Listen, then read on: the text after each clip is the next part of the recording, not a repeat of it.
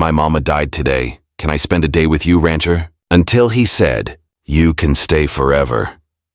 The rope creaked like an old door learning a secret it didn't want to keep. Ivy Mae Carter, 16, dust-caked, black braid hacked short with a kitchen knife, stared up at the gallows beam clamped between two cottonwoods behind the feed store. Rain made a slow shiver of the rope's fibers. Her mother lay under a tarp by the hitch rail, a shape the town pretended not to see. Boots crunched along the boardwalk, a rhythm as careless as poker chips. Someone laughed where no laughter belonged. "Debt is law," murmured Amos Vire, pale banker with a violinist's fingers and a wolf's patience. He held a folded paper the way a man holds a gun he's too refined to fire himself. Her mother pledged the Carter homestead against arrears. The mother's gone. The debt remains. A thunderhead hunched on the horizon, chewing light. The deputy, Talon Creedy, scar hobbling his smile, hat brim a knife, tightened the noose and let it swing low, taunting. Ivy's hands shook, not from fear. She had spent all of that. But from the hot clarity that follows a night of weeping. Her mother's last words still blistered her ears. "Run to the ridge, find the old rancher, the one they say hates company." Rhett Calder. "He don't hate company. He hates pretending not to care." "Please," Ivy said, voice raw as rope burn. "Give me the day to bury her." "Just the day." Amos dabbed his lip with a clean handkerchief. "You already had your day, child.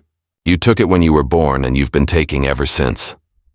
The tarp lifted in the wind. A hand slid into view, palm up as if still asking, for mercy, for meaning, for the rest of the story. Ivy swallowed ash. Her eyes tracked the road out of town. A pale ribbon toward the high country where the Calder spread burned its brand into daylight. If she could make it to him, maybe a law older than paper would speak. Fence post law, storm law, the stubborn gospel of people who fix things because they're there. "Set her on the box," Talon drawled. The rope's shadow cut Ivy's throat. When the deputy's fingers brushed her neck, she moved, fast, foolish, free, knocking his hand away, catching him by surprise as only grief can. She ran. Behind her, men shouted. Spurs chattered. A pistol coughed into the sky. Curiosity question bit the dusty air. Which law would catch her first? Amos Vire's ink, or the prairie's older one? And as the town gathered to watch her vanish into the storm, two riders peeled off from the crowd like buzzards, one to bring her back, one to make sure she never returned. The road to the ranch cut open like a scar. Ivy ran until her breath tasted like pennies. The road rose toward the gray backbone of the hills. Sage slapped her shins. The storm tasted of tin. Every mile she won, the world tried to steal back with wind. The noose burn at her throat wasn't real, yet it sharpened with each step, memory made into a collar. Back in town, Amos Vire leaned under the awning as rain put neat black buttons on the dust. He studied the gallows as an artist considers a canvas, where to add shadow, where to take away light. He'd known Ivy's mother as a girl, Lena Carter, all elbows and laughter, sharp tongue like a broken bottle, the only person who'd ever told the banker he couldn't buy what he needed most. Respect. He'd kept that thorn for years, nursing it. When drought came and the Carters sold calves thin as paper, when Lena signed his ink to quiet the well, Amos Vire smiled into his teacup. Cruelty is a seed. Dead as the rain. Fetch her back neat, he told Talon Creedy, who had mounted and tipped his hat so the scar made a fox grin. No bruises I can't explain. If she runs hard, Talon said, bruises will explain themselves. Amos smoothed his handkerchief. Then make the story pretty. On the ridge road, Ivy's boot heel split. She wrapped it with her mother's ragged kerchief and kept going. Thunder rolled like wagons of iron. She remembered her mother's hands, chapped, cracked, sacrament of soap and dirt, covering her ears when men argued at the fence line. She remembered the lullaby that was just humming. Her mother said words had to be saved for days that hurt. Today words were ash behind her hooves. Not one horse, two. The first came easy, like a cat who knows the bird is already caught. The second came heavy, as if the rider argued with himself every hoofbeat. Ivy didn't dare look. She slid down a wash where willow roots clawed for water and bellied under a fallen log. The rope of creek water made promises it couldn't keep. Hooves stopped above her. Leather creaked. The willow leaves ticked like clocks. Come on, girl. Talon's voice oiled through the green. Let's not teach you new lessons the hard way. A second voice, older, rougher, the kind that had been cleaned on gravel. Leave her be. Silence breathed. Then Talon laughed low. Easy there, Grandpa. You ain't got a badge and you sure don't own the rein. The willow shook. A spur dragged sand. Ivy's fingers dug at earth. Whoever the second rider was, he'd chosen to talk before shooting. A bad habit in a world that loved eulogies. But talk can be a kind of bullet, too. Above the wash, two men looked at each other down the barrel of the storm. The older one wore his years like a brand, and Talon's grin said he smelled fresh sport. The air itself seemed to ask, would mercy or malice fire first? Rhett Calder had the kind of face the wind forgot to polish, creased from years riding fence and gathering the stray things the world left behind. Orphan calves, busted fence wire, stories that had only two listeners, him and the moon. 52, shoulders like dry hills, gray shot through his black beard like frost. He kept his hat brim low, habit of a man who'd learned to watch without being watched. His coat was oilskin, not for pretty but for rain. When he breathed, it sounded like a barn door lifting. He'd come to town earlier for salt blocks. He'd seen the tarp. He'd heard Ivy's voice. He'd turned his horse toward the high country and told himself this wasn't his fight. Then the storm shouldered him like an old friend with bad news, and the road unrolled under him until he found Talon Creedy stalking a willow wash and a girl trying not to breathe. Banker says she's property, Talon said, smiling with his scar. Debts make people simple. Rhett nudged his horse forward, the saddle leather agreeing in low creaks. Debts make bankers simple. People stay complicated, Talon spat. You're on the wrong side of pretty words, rancher.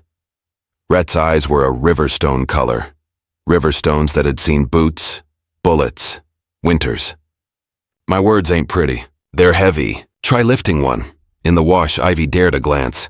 The older man sat his horse like a church pew, made of wood worn by prayers. He looked down at her once and away again, not to be cruel but to hide the mercy in his face. Some men's mercy is private as a confession.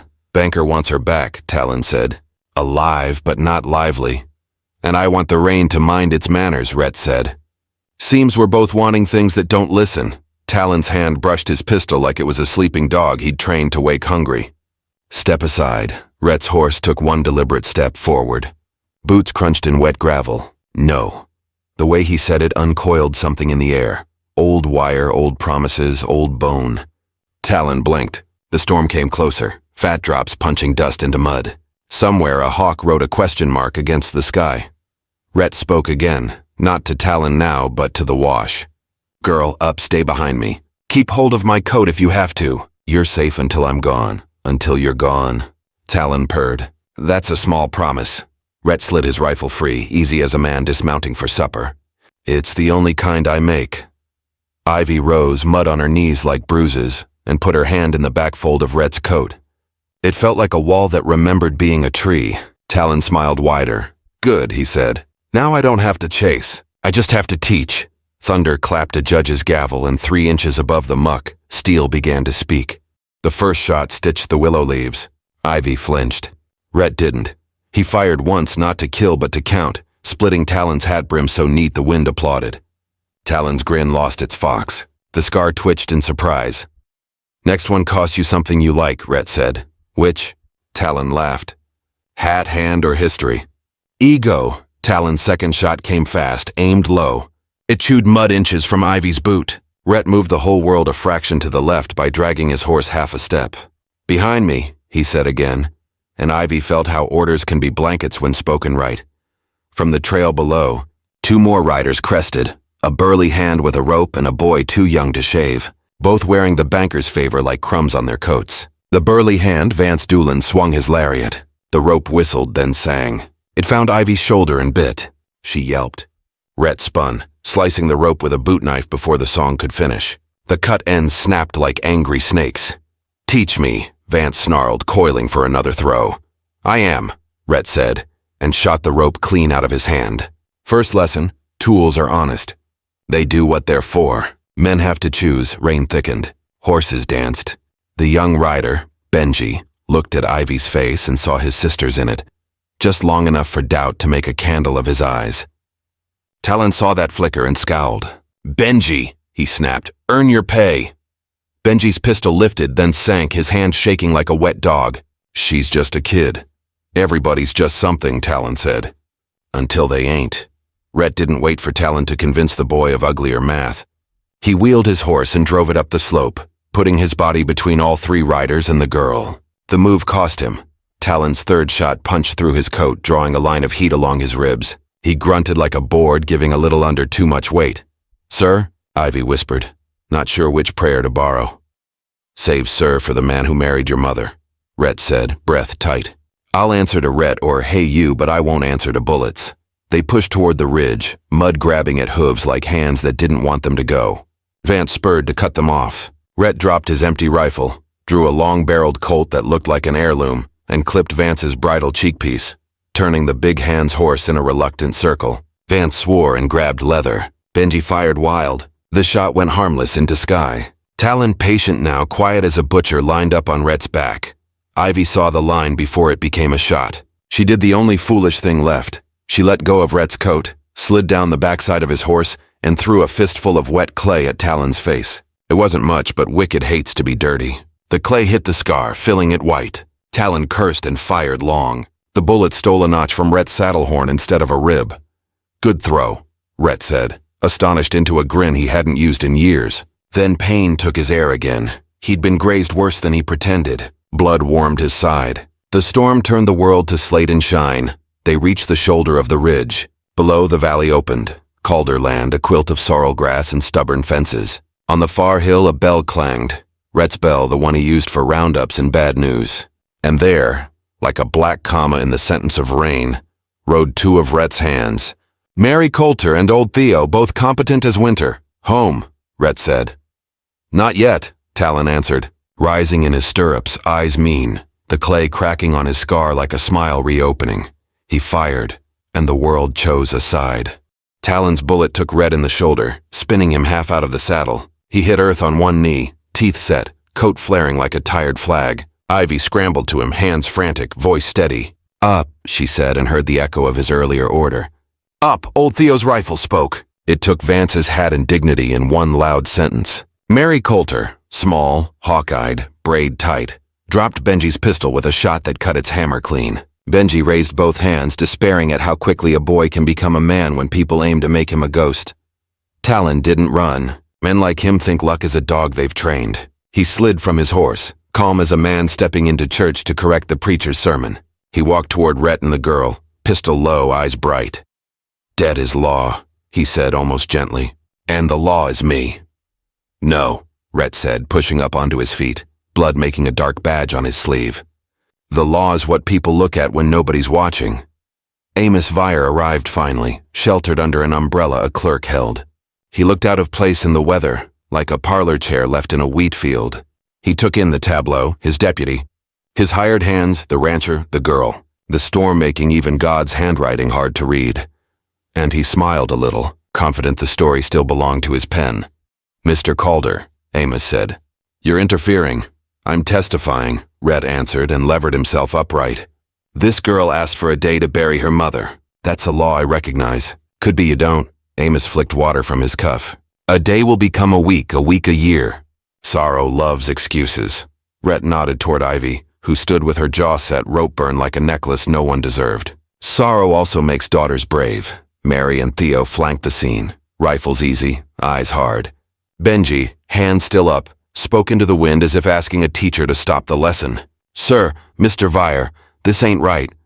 Amos shifted his attention, annoyed that a boy's conscience had misbehaved. "Right is a story rich men pay to hear." "Maybe," Rhett said, "but truth is a story poor folks tell anyway." He looked at Talon. "You can holster that gun and go back to town with your hat wet.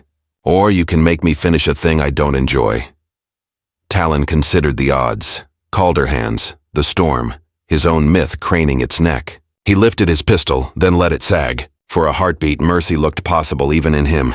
Then Amos Vire, who hated Mays and Juness equally and had no use for Mercy's arithmetic, snapped, "Do your job." The deputy flinched. He aimed at the easiest target, the girl. Before he could fire, Ivy did a small, imminent thing. She stepped forward, chin high, and wrapped her fingers around Rhett's good hand. It didn't stop bullets. It did something else. It made everyone see what side of the ledger they were on. Mary's second shot spoke first. Talon's pistol leaped from his hand, useless now as a lie told twice. Old Theo covered Vance, who stared at the dirt like it had betrayed him. Benji lowered his hands very slowly and began to cry in a way only boys do when the world finally explains a rule they hoped was fake. Amos Vire backed a neat half-step, umbrella quivering. "This is not your land," Rhett finished, voice quiet as a winter stove. "And she's not your property. She never was. Debt is numbers. People are names." Amos reached into his coat for the folded paper as if paper could stop rain. Rhett looked at the clerk holding the umbrella. "Son, go home. Your mother will worry if you stand in storms for bad men." The clerk hesitated, then obeyed, and with his leaving the umbrella drifted, the rain unmasking Amos's thinness. Rhett stepped forward, shoulder bleeding, and took the paper. He held it to the rain. Ink bled, lines loosening like bad stitches. "If your law can drown," he said, "maybe it ain't law. Maybe it's just ink."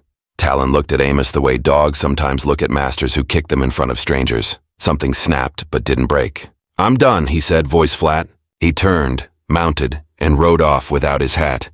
Vance followed, hatless and humbled. Benji approached Ivy, eyes red. "I'm sorry," he said, and meant it with that clean shame boys can still afford.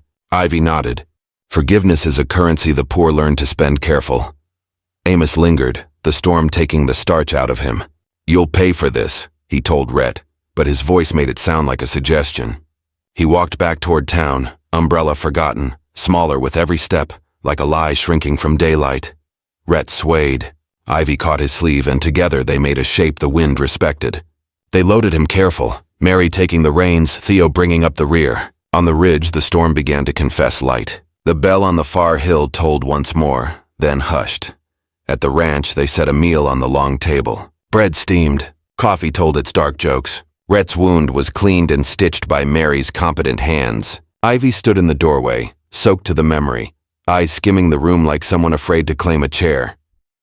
Rhett settled in a wooden rocker older than his regrets. He gestured to a second chair that creaked like surrender. "Girl," he said, gentling the word, "what do you need?" Ivy looked at her empty hands. "My mama died today," she said. "Can I spend a day with you, rancher?" Rhett studied the rain loosening from the eaves, the rope scar on her throat, the way her shoulders squared like fence posts set by someone who knew the fence would be tested. He nodded once as if agreeing with a hard truth. "No." She flinched and hope toyed with leaving. "You can spend forever," he finished, voice thick, "if you want. There's fence to mend, calves that forget where milk is, a porch that doesn't know when to quit. We can bury your mother proper at first light. Then we'll see about the rest of it," the room breathed. Mary smiled into her cup. Theo hummed an old cattle song that knew about mercy without bragging. Ivy sat. The chair creaked like new rope stretching to hold a different weight. Outside, the storm cleaned the world. Inside, they spoke a little and were quiet more. Rhett dozed, then woke, then dozed, like a man teaching himself how to sleep without one ear on trouble. Ivy leaned her head against the rocker's rail and watched the fire learn her name. When dawn came, pink as apology, they dug in the high ground. Rhett said few words. The wind said more. Ivy placed a chipped cup on the mound, her mother's favorite, blue paint worn to a smudge by years of mornings. They stood until standing seemed like a way to keep a promise. Back at the porch, boots crunching, rope creaking on the rail where it hung to dry, Rhett pointed with his chin at the eastern fence line. "Work wants doing, I know," Ivy said. Her voice had changed in the small way bridges change rivers. They walked the fence. Rhett taught without explaining that he was teaching. Ivy learned without admitting she was learning. They met in the middle the way land meets sky. No one can find the seam, but everything depends on it. Evil often arrives dressed like paperwork and manners. But a name spoken with care weighs more than a ledger line, and one person standing in the rain can turn ink into water. A day can become a life when someone says stay and means it with their hands. If you were in Ivy's place, throat raw, future thin, the world insisting you're simple as debt, what would you do? Like this story if it held you, and subscribe for the next Wild West tale. And if you want to see how the next battle unfolds, don't miss the next story. Subscribe now.